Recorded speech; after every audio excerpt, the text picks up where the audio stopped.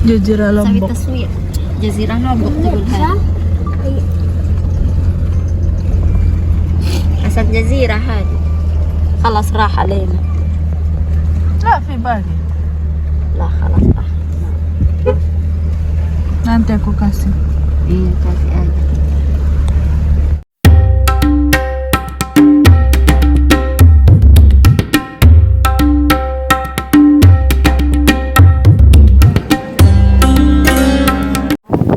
Assalamualaikum warahmatullahi wabarakatuh. Kembali lagi di vlognya Sarah Moza. Selamat bergabung dan terima kasih banyak untuk semuanya yang selalu mendukung channel aku dengan like, subscribe, dan komennya. Saya doakan semoga semuanya dalam keadaan sehat walafiat. Alhamdulillah sekarang lagi piknik Lebaran ya, baru keluar. Masya Allah. Ini lagi apa namanya?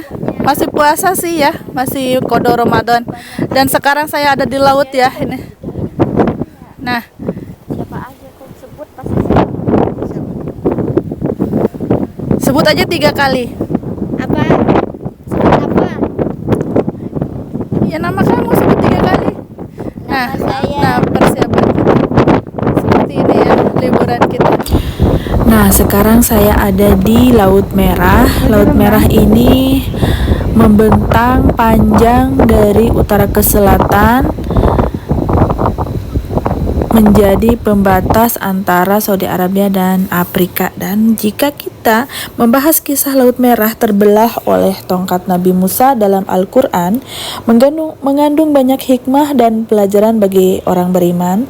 Banyak mujizat Nabi Musa alaihi salam yang diberikan oleh Allah Subhanahu wa taala saat menghadapi Raja Fir'aun yang terkenal zalim dan mengaku dirinya sebagai Tuhan.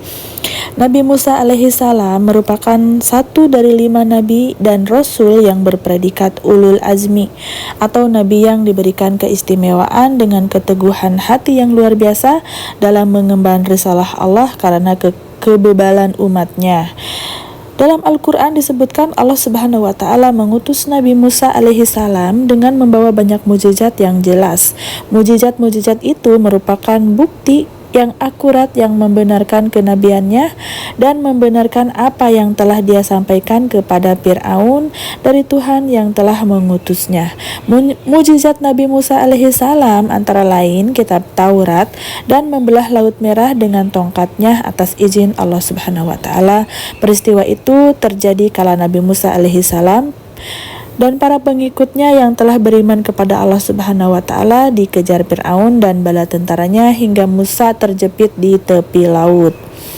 Kisah Laut Merah terbelah oleh tongkat Nabi Musa itu terjadi ketika bersama kaum Bani Israel eksodus dari Mesir karena terus ditindak Fir'aun yang semakin kejam. Nabi Musa kemudian diperintahkan oleh Allah Subhanahu wa taala untuk meninggalkan Mesir bersama kaumnya pada malam hari untuk menyelamatkan mereka dari penindasan Fir'aun. Allah Subhanahu wa taala berfirman yang artinya demikian, dan sesungguhnya telah kami wahyukan kepada Musa, pergilah kamu dengan hamba-hambaku Bani Israel di malam hari, maka buatlah untuk mereka jalan yang kering di laut itu. Kamu tak usah khawatir akan tersusul dan tidak usah takut akan tenggelam. Maka Fir'aun dengan bala tentaranya mengejar mereka, lalu mereka ditutup oleh laut yang menenggelamkannya mereka, dan Fir'aun telah menyesatkan kaumnya dan tidak memberi petunjuk.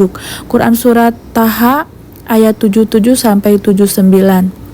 Setelah Musa membawa pergi kaum Bani Israel, pada pagi harinya Fir'aun tidak melihat seorang pun di antara mereka yang terlihat di negeri Mesir. Maka Fir'aun sangat marah melihat keadaan tersebut. Kemudian Fir'aun mengumpulkan semua bala tentaranya, lalu ia memimpin sendiri pasukan itu untuk mengejar mereka. Maka Fir'aun dan bala tentaranya dapat menyusul mereka di waktu matahari terbit. Surat Asy-Syu'ara ayat 60. Musa memberhentikan Bani Israel setelah sampai di tepi laut, karena laut berada di hadapan mereka sedangkan Fir'aun dan bala tentaranya ada di belakang mereka. Maka pada saat itu juga Allah menurunkan wahyu kepada Musa yang artinya pukullah laut itu dengan tongkatmu. Surat Asy-Syu'ara ayat 63. Lalu Musa memukul laut itu dengan tongkatnya seraya berkata, terbelahlah kamu untukku dengan seizin Allah. Dengan arti, maka terbelahlah lautan itu dan tiap-tiap belahan adalah seperti gunung yang besar. Surat Asy-Syu'ara ayat 63. Dalam tafsir Ibnu Katsir dijelaskan berkaitan dengan ayat tersebut, Ibnu Qatadah mengatakan bahwa pada malam itu Allah memerintahkan kepada laut tersebut seraya berfirman, apabila Musa memukulmu dengan tongkatnya, maka dengarkanlah ucapannya dan taatilah perintahnya. Maka pada malam itu laut tersebut bergetar semalaman tanpa mengetahui dari sisi mana Musa akan memukulnya. Setelah Musa sampai ke tepi pantai, berkatalah kepada pelayannya, yaitu Yusha ibnu Nun, wahai Nabi Allah, apakah yang telah diperintahkan oleh Tuhanmu? Musa menjawab, Tuhan telah memerintahkan kepadaku agar memukul laut dengan tongkatku ini. Yusha ibnu Nun berkata, kalau begitu cepat pukullah. Muhammad ibnu Ishaq mengatakan bahwa Allah memerintahkan kepada laut bahwasanya apabila Musa memukulmu dengan tongkatnya, maka terbelahlah kamu untuknya. Maka semalaman laut itu bergetar dan sebagian dari memukul sebagian yang lain karena takutnya kepada Allah Subhanahu wa taala serta menunggu apa yang diperintahkan oleh Allah Subhanahu wa taala. Allah mewahyukan kepada Musa melalui firman-Nya, pukullah lautan itu dengan tongkatmu. Asy-Syu'ara ayat 63. Maka Musa memukulnya dengan tongkatnya yang diberisikan kekuasaan dari Allah yang telah diberikan kepadanya, dan laut itu terbelah. Subhanallah ya. Ibnu Abbas mengatakan bahwa laut itu membentuk 12 jalan, masing-masing jalan untuk tiap kabilah. Maka tiap jalan tersebut lubang-lubang sehingga sebagian dari mereka dapat melihat sebagian yang lainnya, sedangkan air laut berdiri tegak seperti halnya tembok. Allah juga mengirimkan angin ke dasar laut lalu meniupnya sehingga dasar laut kering seperti permukaan bumi.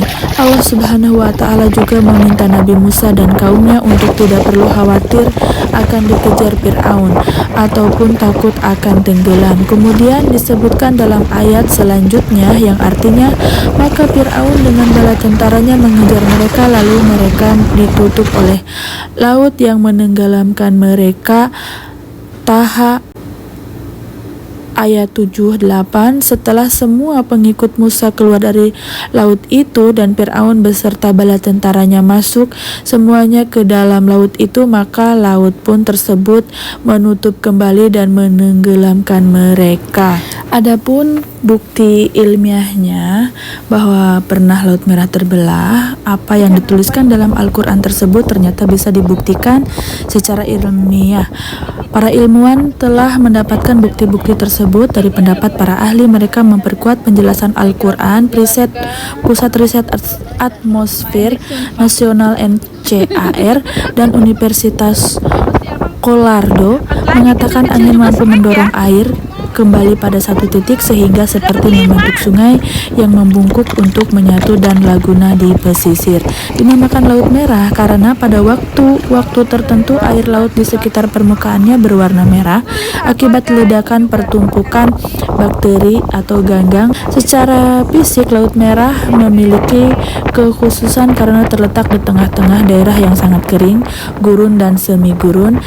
Alasan terkuat mengapa terumbu karang berkembang di Laut Merah adalah sirkulasi air yang baik sampai dengan kedalaman masa air Laut Merah mengalami pertukaran dengan laut luas di Laut Arab dan kemudian Samudra Hindia melalui Teluk Aden.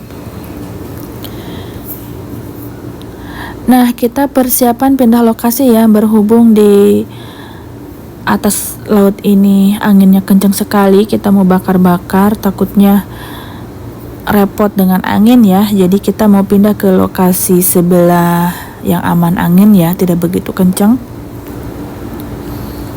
Nah, lanjut kita membahas Laut Merah. Kemudian sirkulasi tersebut mengurangi pengaruh tingginya salinitas di udara dan tingginya suhu di selatan yang disebabkan oleh evaporasi. Iklim Laut Merah adalah hasil dari dua musim angin yang berbeda, yaitu angin timur laut dan angin barat daya. Musim angin ini terjadi karena adanya perbedaan pemanasan antara permukaan daratan dan laut. Temperatur permukaan yang sangat tinggi membuat laut ini merupakan salah satu laut terpanas di muka bumi. Laut Merah merupakan salah satu laut dengan kegaraman tinggi di dunia, berkisar 36% di bagian selatan dan 41% di utara, dengan rata-rata sekira 40% bandingkan dengan rata-rata salinitas di laut dunia yang hanya 35%. Oh, jadi lebih asin ya. Sementara itu, nama Laut Mati muncul akibat sulitnya menjumpai kehidupan di laut ini karena tingkat kegaraman yang ekstrim, tinggi, atau bisa juga karena tempat ini kota Sodom atau Gomorrah dipercaya telah dibinasakan oleh Allah. Laut Mati sebenarnya merupakan laut tertutup di tengah daratan sehingga lebih cocok dinamakan danau. Secara geologi, laut ini terletak pada sebuah sesar yang memanjang arah utara selatan. Para ilmuwan mempelajari bagaimana badai topan di Samudra Pasifik dapat menggerakkan dan mempengaruhi air samudra yang dalam.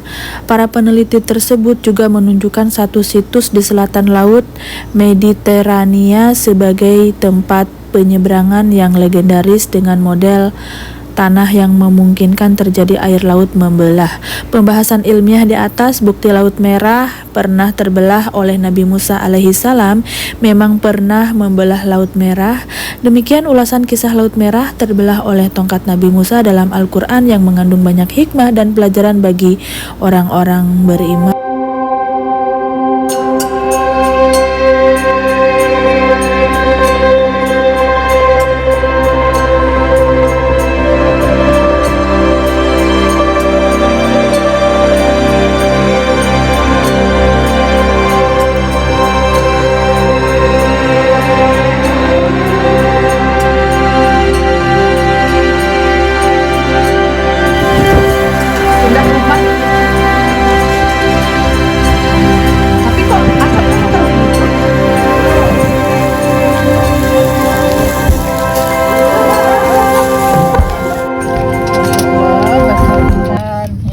Saladnya. Ini ada pecel. Oh, pecel. Yes. Ini ada nasi. Nasi putih. Yes. Ini sambelnya belum dicabur. Oh, sambal sate. Terus ini bapak-bapaknya makan hummus katanya. Sama tihen. Ini. Karena bapak-bapaknya makan roti. Ini Ya, roti, ini roti. ada Abu Ziyad. Ini roti, ini HP. Ini HP. Lampunya belum nyala, bulannya sudah keluar. Lampu mati. Lampu mati. Lampunya original. Ini lampunya tuh.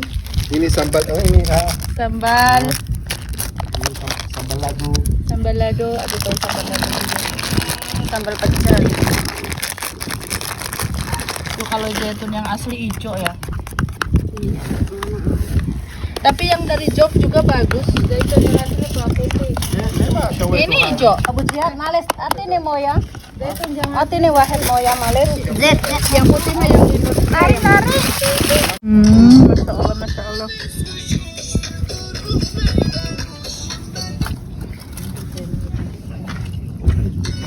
Ya lah, Ah, bilang tisu, aja. tisu. Iya, iya, gambir. Oh,